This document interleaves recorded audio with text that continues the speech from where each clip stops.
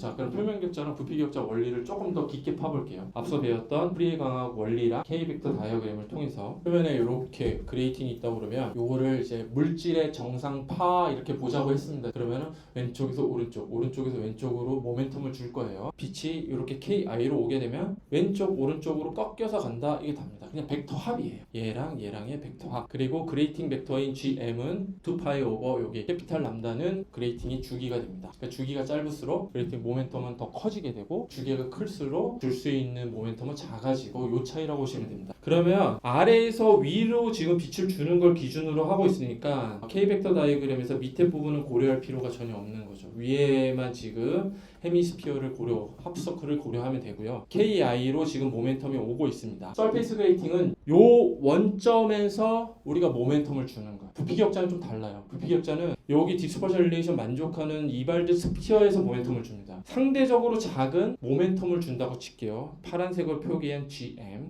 그러면 내가 빛은 여기서 왔는데 모멘텀을 이렇게 받고 요 위치에서 쭉 올려서 디스퍼전 릴레이션을 만족시키는 여기 점이 있을 거 아닙니까? 그래서 원점에서 이렇게 그리면은 그게 디프렉션 되는 거예요. 근데 얘는 모멘텀이 작아요. 그죠? 하나 더 줄 수도 있어요. 더 줘도 디스퍼전 릴레이션, 즉 공기에서의 디스퍼전 릴레이션을 만족을 합니다. 이게 퍼스트, 세컨 오더가 되는 거예요. 모멘텀이 작기 때문에 하나 더 줘도 될 것 같아요. 더 줘서 서드 오더를 만족시킨 디스퍼전 릴레이션에 딱 다다를 수 있죠. 그럼 원점에서 이렇게 그리는 겁니다. 그럼 서드 오더까지 가네요. 하나 더 갈게요. 하나 더 가면은 여기 어디쯤인데 이때 디스퍼전 릴레이션을 만족시키지 못하죠. 그러니까 나오지 못하고 해결이 안 되는 겁니다. 표면 격자니까 좌에서 우에서 자 똑같이 준다고 그랬죠. 왼쪽으로도 탕, 퍼스트, 세컨, 서드가 같은 일이 일어납니다. 그래서 표면 격자 같은 경우에는 플러스랑 마이너스 오더가 같이 나오고요. 그레이팅 벡터가 상대적으로 작을 때는 하이어 오더, 즉 세컨과 서드가 같이 나옵니다. 근데 이번에는 격자 주기를 상당히 작게 만들어서 그레이팅 벡터를 크게 준다고 치죠. 여기 초록색으로 표기한 여기 GM이에요. 한 번에 요 정도 줄 수 있겠네요. 그러면 여기 올렸을 때 퍼스트 오더가 탁 나오죠. 근데 세컨 오더 나올 수가 없어요. 왜? 더 가니까. 그럼 디스퍼전 릴레이션을 만족을 시키지 못하니까. 마찬가지로 여기가 플러스 오더면 마이너스 오더 똑같은 일이 일어납니다. 그래서 실제로 3마이크로미터 주기를 갖고 있는 표면 격자와 700나노 주기를 갖고 있는 표면 격자 둘 다를 만들어서 보면 3마이크로미터짜리는 퍼스트, 세컨, 서드 오더가 플러스 마이너스 시메트릭하게 나오는데 요 녀석 같은 경우에는 주기가 작아서 그레이팅 벡터를 그러니까 모멘텀을 굉장히 세게 줄 수 있는 녀석 같은 경우에는 퍼스트 오더만 플러스 마이너스 오더에서 나오죠. 요게 이제 표면 격자이고요. 얘가 우리가 아까 얘기했던 인버스 프리 트랜스폼으로 얻어냈던 신데시스이고요. 구조를 만드는 게 얘는 그냥 투과하지만 요 녀석에는 회절을 하기 시작합니다. 그러면 우리가 파필드에서 얻고 싶은 요 스펙트럼 있죠. 요게 캐피탈 FX 프리 트랜스폼 디컴포지션이 되는 거예요. 1차 그레이팅에서 이런 일이 일어나고 2차 그레이팅은 어떻게 됩니까? 그럼 정상파가 요렇게 형성되잖아요. 그렇죠? 그러면은 지금 그레이팅 벡터가 총 4가지로 오게 되는 거죠. 어떻게 됩니까? 2차원 그레이팅을 딱 만들고 이렇게 신데시스를 해주게 되면 우리가 이런 식으로 회절이 되는 2차원 면에 회절이 되는 걸 보실 수가 있어요. 방금 보여드린 거는 테트라고널 레티스. 그러니까 우리가 이제 솔리드 스테이트 피직스 공부할 때 리스프로컬 벡터 이런 거 배우잖아요. 어떻게 됩니까? 얘가 리얼, 얘가 리스프로컬 스페이스. 결정학에서도 쓰이는 그대로라고 보시면 돼요.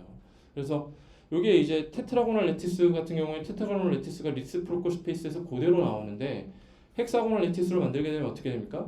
헥사고널하게 나오죠. 이게 쿼지 크리스탈입니다. 얘 자세히 보면 결정 같기도 한데 롱레인지 오더가 없어요. 자세히 보면 그 쿼지 크리스탈린 특성도 그대로 파필드에서 디컴포지션 돼서 나오는 거를 확인을 하실 수가 있습니다. 보시는 거는 전부 노멀로 빛을 때린 거예요. 구조를 여기다 두고 때렸을 때 시메트리하죠. 시메트리하고 모든 오더가 그대로 재현이 되는 거를 확인도 하실 수가 있습니다. 그 LED에 도입했을 때 진짜 좋아지냐? 좋아집니다. 이 OLED에 도입한 사례이고요. 다케조 그룹에서 2010년도에 네이처 포토닉스에 발표한 내용이고 OLED를 그냥 만들면 아웃커플링이 이렇게 됩니다. 그레이팅을 넣었더니 이렇게 된다는 거거든요. 확 좋아집니다. 마틴 그린 교수님이 했던 연구도 원래 플레인한 구조의 아웃커플링 에피셔시가 요 단계였어요. 근데 그레이팅을 넣으니까 어떻게 됩니까? 텍스처드가 이렇게 올라가는 걸 보실 수가 있죠. 그게 이제 아까 이스케이프 콘이 이렇게 커졌다고 생각하시면 돼요. 자, 이제 부피격자 해볼 차례입니다.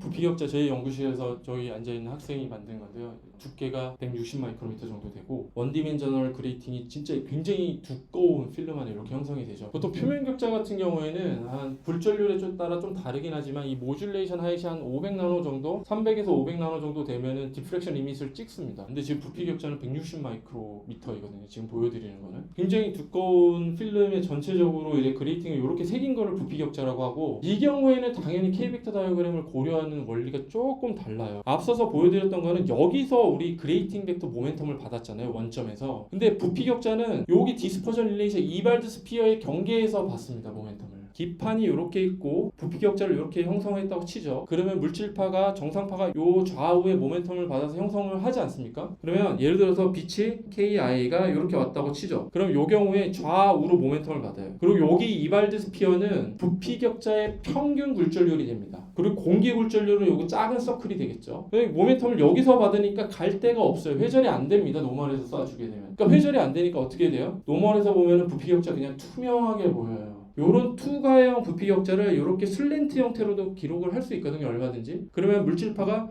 요렇게 되죠. K벡터 스페이스에서 요 초록색 화살표가 되는 거예요. 요렇게.